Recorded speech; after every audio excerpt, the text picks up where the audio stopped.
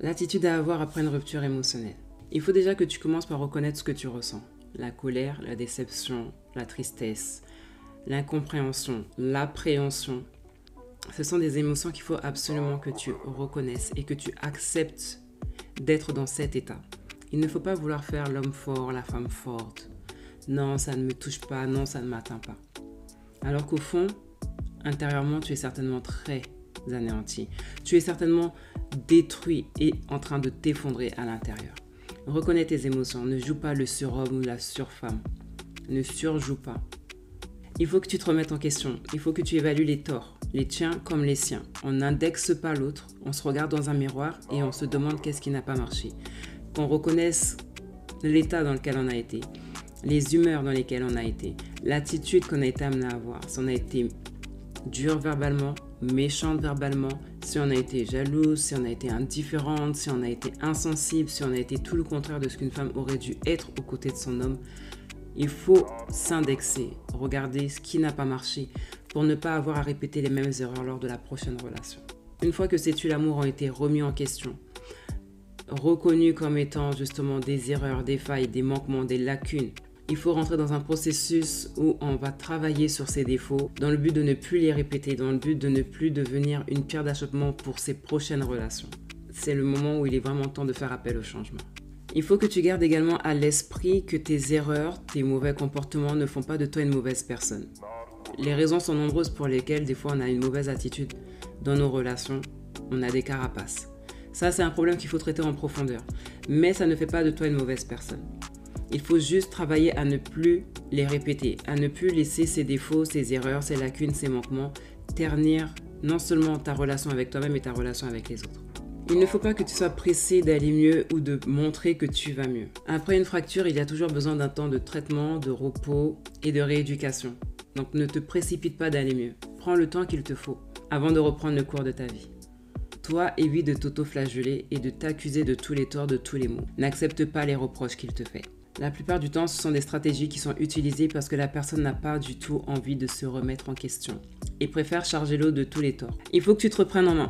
Il faut que là où tu t'étais arrêté, tu remontes en selle. Si tu avais arrêté d'aller à la salle de sport, si tu avais arrêté de voir tes amis, si tu avais arrêté un projet que tu avais en cours, si tu avais arrêté des choses que tu avais entreprises, il faut que tu retrouves les centres d'intérêt que tu avais avant la fin de cette relation, que tu avais certainement aussi laissé au profit de cette relation. Il faut que tu te donnes un délai pour guérir. C'est-à-dire qu'il y a un temps pour être faible, mais il y a un temps après pour être fort. Il y a un temps pour tomber, il y a un temps pour se relever. D'accord ? Accorde-toi un temps de deuil, un temps de faire ton deuil. Mais après cette deadline, après cette limite, après ce délai, il faut absolument que tu reprennes le cours de ta vie. Tu t'octroies un moment...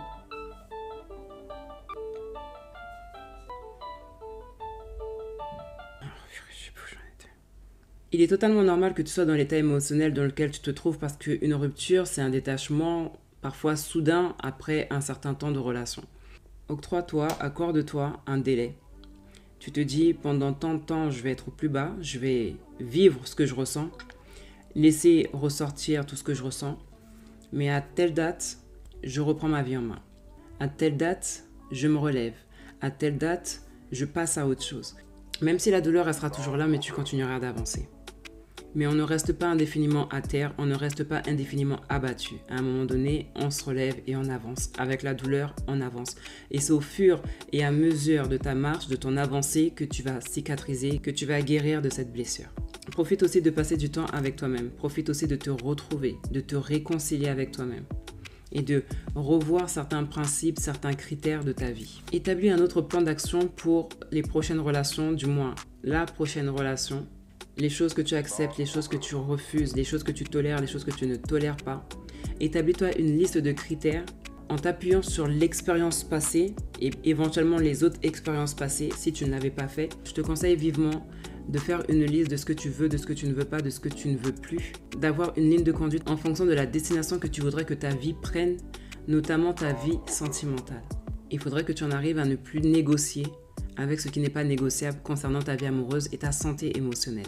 Réapprends à t'aimer, réapprends à passer du temps avec toi, réapprends à te retrouver, réapprends à te concentrer sur toi et sur l'essentiel. Ne te dévalorise pas. Ne te dis pas que parce qu'un tel t'a quitté, tu ne vaux rien, sans lui tu ne peux pas, sans lui tu ne peux plus retrouver l'amour. C'est faux. Toutes ces croyances limitantes, il faut que tu les rayes définitivement, que tu déchires même la feuille sur laquelle c'est écrit et que tu réécrives une nouvelle histoire, que tu réécrives des nouvelles choses te concernant. Bannis toutes ces croyances limitantes et même paralysantes. Il faut que tu reprennes ta vie en main. Après cette période de guérison, accorde-toi d'accepter et de croire que quelqu'un d'autre voudra bien de toi parce que tu es une belle personne, parce que tu es une personne qui mérite d'aimer et d'être aimée. Ce n'est pas parce que ça n'a pas marché avec lui que ça ne marchera pas avec l'autre. Ce n'est pas parce que ça n'a pas marché avec elle que ça ne marchera pas avec quelqu'un d'autre.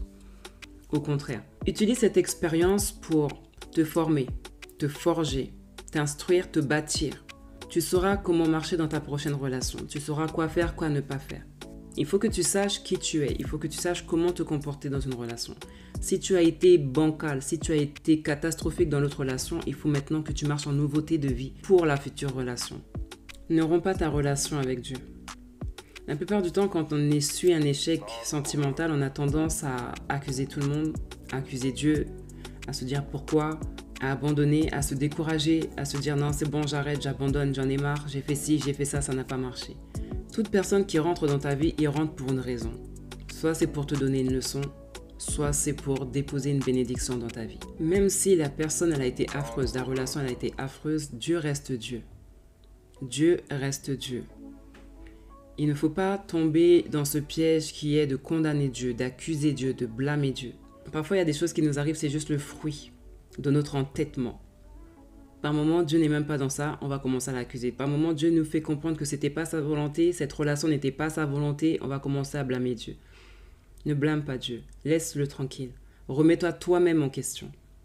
Et surtout, n'abandonne pas la relation que tu avais avec lui avant. Et si tu n'en avais pas avant, essaye maintenant de te consacrer un peu plus à celui qui véritablement ne t'abandonnera jamais. Et quels que soient tes défauts, il continue de te porter. Quelle que soit la personne insupportable que tu puisses être pour les gens, lui, il continue de te supporter. Donc si tu avais fermé ta Bible et que tu l'avais rangée sous ton lit ou dans un tiroir, il est temps pour toi maintenant de la ressortir et de te réconcilier avec Dieu. Pour vouloir une belle personne, il faut déjà en être une soi-même. C'est très important d'attendre des autres ce que l'on est déjà, ce que l'on a déjà et ce que l'on fait déjà. Si tu attends d'une personne qu'elle te soit fidèle, sois déjà toi-même une personne fidèle. Si tu attends d'une personne qu'elle te respecte, sois toi-même respectable. Si tu ne veux pas qu'on te fasse telle chose, ne le fais pas à l'autre. L'un ne va pas sans l'autre. C'est tout pour moi. Je te laisse avec ça. Sur ce, bon courage.